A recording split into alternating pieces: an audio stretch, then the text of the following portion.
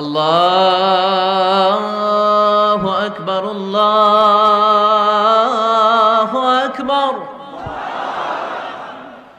আল্লাহু আকবার, আল্লাহু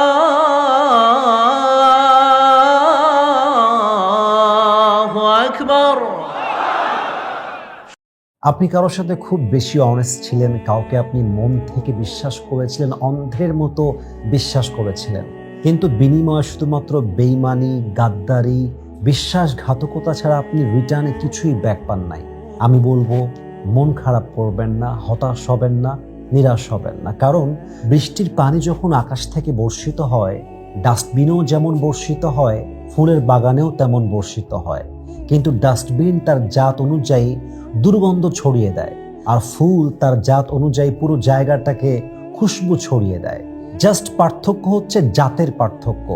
যার জাত যেমন, সে আপনাকে তেমনটাই দিবে।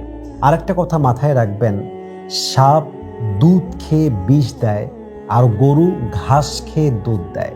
পার্থক্যটা হচ্ছে শুধুমাত্র জাতের পার্থক্য।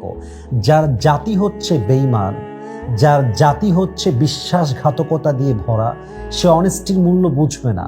সততা কাকে বলে সে বুঝবে না। একনিষ্ঠভাবে কাউকে ভরসা করা, তার ভরসার মান রাখা, তার বিশ্বাসের মান রাখা, এটা কাকে বলে সেটার মূল্য বুঝবে না। এই জন্য আমি মাঝে মাঝে বলি যে কেউ যদি আপনার বিশ্বাস ভেঙে দেয়, and if you trust the same person again, আবার যদি আপনি ওই মানুষটাকে বিশ্বাস করেন, ব্যাপারটা শুধু এইরকম আমার কাছে মনে হয় যে কেউ আপনাকে গুলি করেছে অ্যান্ড ইট ওয়াজ মিসফায়ার্ড, আপনার গুলিটা বুকে লাগে নাই। Second time you are telling that same person যে আপনি গুলিটা আবার নেন, আবার আপনি আমার বুক বরাবর গুলি করেন, কারণ এই ফায়ারটা ছিল মিসফায়ার্ড। ইট মিনস আপনি যখন কাউকে বিশ্বাসঘাতকতা ধরে ফেলার পরে আবার বিশ্বাস করেন, তাকে আপনি আবার সুযোগ দিচ্ছেন আপনার জীবনটাকে ধ্বংস করার জন্য। এই জন্য প্রিয় ভাইয়েরা আমার, মেহেরবানি করে কাইন্ডলি কখনো এমন মানুষকে আবার বিশ্বাস করবেন না যে আপনার বিশ্বাসটা প্রথমবারে চরমভাবে আঘাত করেছে, যে আপনার বিশ্বাসটাকে চরমভাবে ভেঙে চুরে চূর্ণ বিচূর্ণ করে দিয়েছে।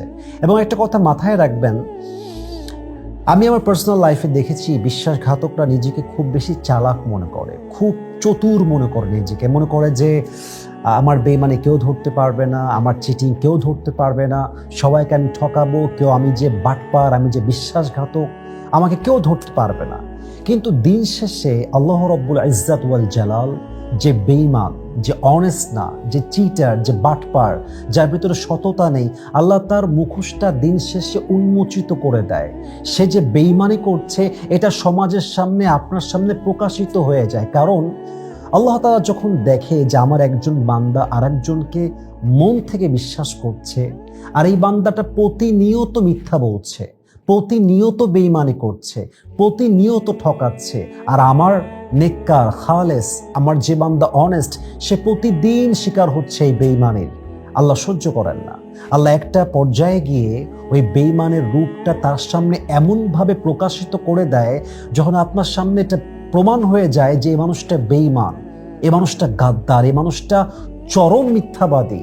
আপনি জাস্ট ভাবেন যে কেমনে সম্ভব, এই মানুষটা বেইমান কেমনে হতে পারে, এই মানুষটা আমার সঙ্গে বিশ্বাস নিয়ে খেলতে পারে কেমন করে, আপনি বিলিভ করতে পারবেন না।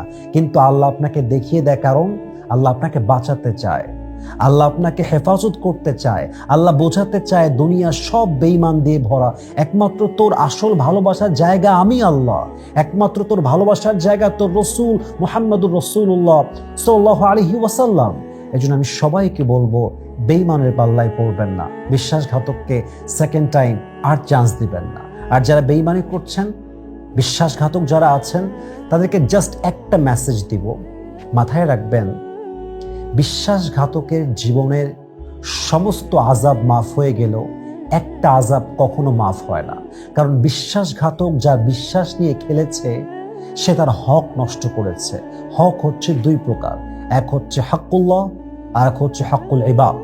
আল্লাহর হক নামাজ পড়েন না, ইট কুড বি ফরগিভেন, আল্লাহ আপকো মাফ কর ভি সকতা হ্যায়, আল্লাহ চাইলে মাফ করতে পারে। হকুল ইবাদ হচ্ছে এমন একটা জিনিস, আপনি যখন বান্দার হক নষ্ট করে ফেলেন, বান্দা যতক্ষণ পর্যন্ত মাফ না করবে ততক্ষণ পর্যন্ত আপনার এই হক, এই গুনাহ কখনো মাফ হবে না।